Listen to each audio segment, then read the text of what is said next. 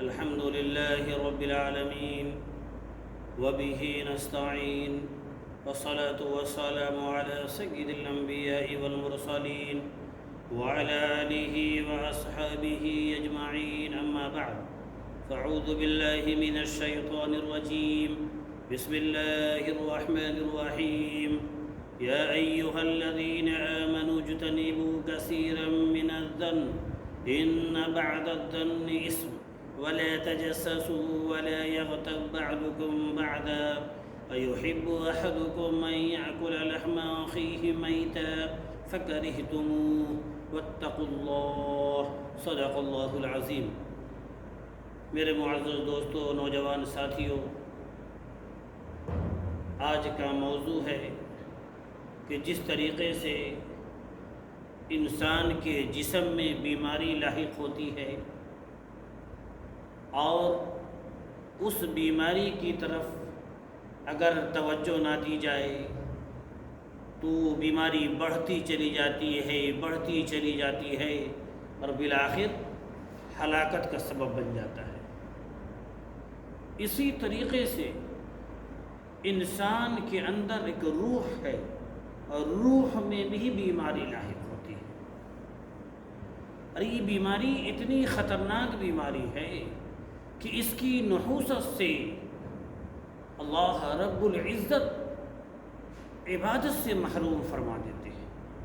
اس کی نحوست سے انسان بے چین رہتا ہے، اس کی نحوست سے انسان پریشان رہتا ہے، اس کی نحوست سے انسان مختلف سوچ میں مبتلا رہتا ہے، اور اس کی نحوست سے اگر وہ عبادت کر بھی لیتا ہے لیکن وہ جو عبادت کیا ہے اور جو انعام ملا ہے وہ انعام لکڑی کی طرح جل کر راکھ ہو جاتا ہے۔ اتنی خطرناک بیماری، اور اس بیماری کی طرف جناب محمد الرسول اللہ صلی اللہ علیہ وسلم نے مختلف انداز میں اپنی امتیوں کو سمجھایا، اور جو اس بیماری سے بچا اس کے بارے میں بشارتیں بھی دی، جنتی ہونے کی بشارت۔ اور قرآن کریم نے بھی اس بیماری سے بچنے کے لیے متنبہ فرمایا،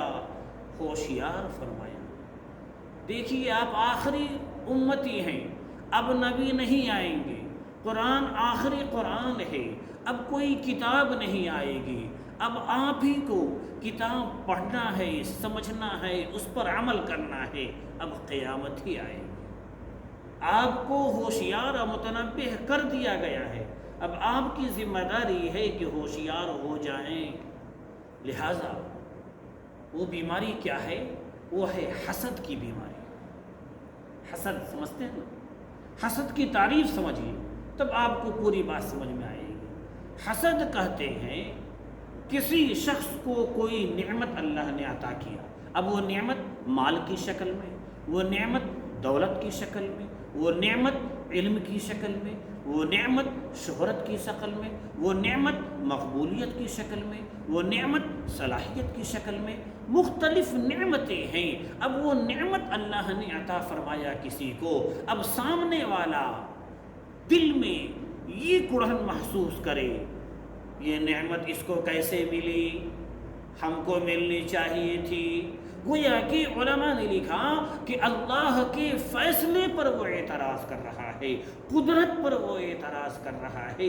صلاحیت اللہ دیتے ہیں، مال و دولت اللہ دیتے ہیں، مقبولیت اللہ دیتے ہیں، شہرت اللہ دیتے ہیں، عزت اللہ دیتے ہیں، دولت اللہ دیتے ہیں، امن و سکون اللہ دیتے ہیں۔ جب اللہ دیتے ہیں تو سامنے والا یہ کیوں سوچ رہا ہے اس کو کیسے ملا، ہم کو کاہے نہیں ملا؟ یہی حسد ہے۔ کیا کرے حسد؟ فلاں کو نعمت ملی، کیسے مل گیا؟ وہ نعمت ہم کو ملنی چاہیے۔ اب آگے سنیے، ہم کو ملے نہ ملے یہ نعمت اس سے چھین جانی چاہیے، یہ ہے حسد۔ آج معاشرے میں نگاہ اٹھا کر دیکھ لیجیے، ہر شخص ایک دوسرے کے تعلق سے کیا سوچ رہا ہے؟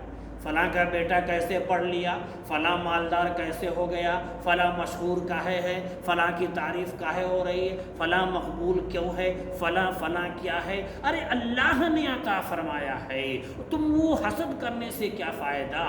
ہاں علماء نے لکھا ہے رش کر سکتے ہیں، اے اللہ آپ نے فلاں کے بچے کو فلاں علم دیا، آپ نے فلاں کو دولت دیا، آپ نے فلاں کو شہرت دیا، آپ نے فلاں کو مقبولیت سے نوازا، آپ نے فلاں کو صلاحیت سے نوازا، اے اللہ اس کو اور بڑھا دے اور ہمیں بھی عنایت فرما، یہ کر سکتے ہیں۔ لیکن یہ کہنا فلاں کو کیوں ملا، ہم کو ملنا چاہیے تھا اور ہم کو ملے نہ ملے اس کا ختم ہونا مانگتا، یہ ہے حسد۔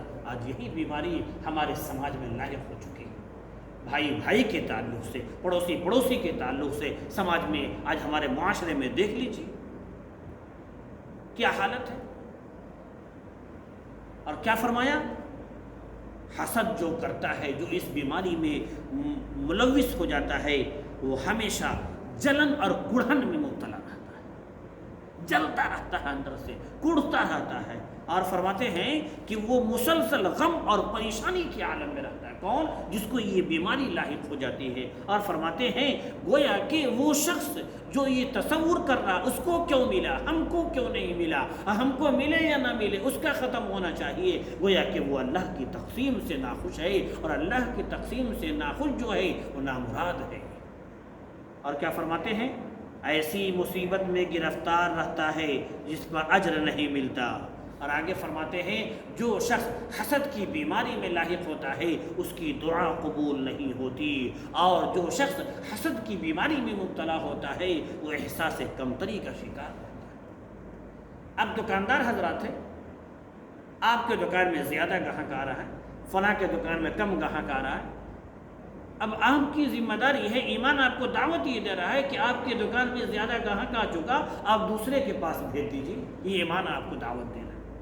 لیکن سامنے والا یہ تمنا کرنے لگے فلاں کے دکان میں کیوں اتنا گاہک جا رہا ہے، میرے دکان میں کاہے نہیں گاہک آ رہا ہے، فلاں کے دکان سے گاہک ختم ہو جائے، ہمارے دکان میں آوے یا نہ آوے۔ اب یہ سوچتے ہیں، اس کا نحوست کیا ہوتا ہے، خود آپ پھنس جاتے ہیں، آپ کڑھن میں مبتلا ہو جاتے ہیں، حسد میں مبتلا ہو جاتے ہیں، بیماری میں مبتلا ہو جاتے ہیں، بے برکتی میں مبتلا ہو جاتے ہیں، اور یہ کڑھن بڑھتا چلا جاتا ہے، بڑھتا چلا جاتا ہے۔ اس لیے میرے بھائیوں ایک واقعہ بتاؤ، ابلیس کا نام سنا ہوگا۔ ابلیس عبادت گزار تھا، عبادت گزار کو بھی لنگی مارتا ہے۔ واقعہ طول ہے، مختصر بتانا یہ ہے کہ وہ آسمان پر فرشتوں کے ساتھ رہتا تھا، عبادت کرتا تھا، جنت میں رہتا تھا۔ اللہ نے فرشتوں کو حکم دیا اور ابلیس کو حکم دیا آدم کو سجدہ کرو، فرشتے نے سجدہ کر لیا، ابلیس نے منع کر دیا۔ کیوں منع کر دیا؟ حسد لاحق ہو گیا۔ کس کو؟ ابلیس کو۔ کہا کہ ہم پیدا ہوئے آگ سے، آگ کا کام ہے اوپر جانا، آدم پیدا ہوئے مٹی سے، ان کا کام ہے نیچے رہنا، جو ان کو ملا ہے صفت وہ تمام ہم کو ملنی چاہیے۔ گویا کہ اللہ کی تخلیق اور اللہ کے فیصلے سے وہ ناخوش تھا۔ کس کے فیصلے سے؟ جو مالک الملک ہے، جو خالق کائنات ہے، جو سب کچھ کرنے والے ہیں، ان کے فیصلے سے ناخوش تھا۔ کیا ہوا؟ راندہ درگاہ ہو گیا، محروم کر دیا گیا۔ علماء لکھتے ہیں کہ صرف ایک وجہ سے کہ اس نے سجدہ کا انکار کیا، فرشتوں کے ساتھ رہتا تھا، اللہ نے اس کو ہٹا دیا، جنت میں رہتا تھا، جنت سے نکال دیا گیا، اور عبادت کرتا تھا، عبادت سے محروم کر دیا۔ وجہ کیا بنی؟ حسد۔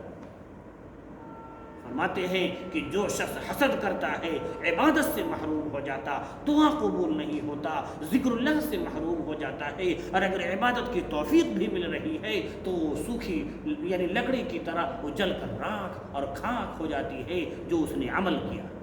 لہذا میسج کیا ملا؟ گھر میں رہیں، سماج میں رہیں، معاشرے میں رہیں، کہیں بھی رہیں، دل کو صاف رکھے۔ ایک بات بتا کر اپنی باتوں کو ختم کروں۔ ایک واقعہ لکھا ہوا ہے کہ آقا صلی اللہ علیہ وسلم بیٹھے ہوئے تھے، صحابہ کرام بیٹھے ہوئے تھے، آپ فرما رہے فلاں شخص جو آنے والا ہے وہ جنتی ہے۔ ایک دن، 2 دن، 3 دن، اب صحابہ کرام کی جستجو کیا ہوتی تھی؟ وہ جنتی کیسے بنا، ہم بھی بنیں گے۔ ہماری جستجو کیا ہوتی ہے؟ وہ مال کہاں سے لا رہا، کیسے لا رہا، کیسے اس کو ذلیل کرنا ہے، کیسے اس کو خار کرنا ہے، کیسے اس کو فلاں کرنا ہے۔ صحابہ کی جستجو تلاش، وہ جنتی کیسے بنا، کون سا عمل اس نے وہ کر رہا ہے جو جنتی بن رہا ہے۔ ایک صحابی ہے حضرت عمر فاروق رضی اللہ تعالیٰ عنہ کے صاحبزادے، وہ بھی ساتھ ہو لیے اس شخص کے جس کے بارے میں میرے نبی نے فرمایا تھا کہ جنتی ہے۔ اس کے گھر گئے، واقعہ تفصیل ہے، میں مختصر بتانا چاہتا ہوں۔ فرمایا آپ کے گھر میں میں مہمان بننا چاہتا ہوں۔ ان کے دماغ میں کیا چل رہا ہے؟ کیا یہ کرتے ہیں جو جنتی بن گئے؟ اس نے کہا ٹھیک ہے، کہا مہمان بنوں گا، آپ ہی کے روم میں رہوں گا۔ کیوں؟ تلاش کرنا تھا کہ کیا یہ کام کرتے ہیں۔ ایک دن، 2 دن، 3 دن رکے، کچھ نہیں، وہی نماز روزہ وغیرہ وغیرہ، کاروبار کرنا، آنا، عبادت کرنا، کچھ نہیں دیکھا۔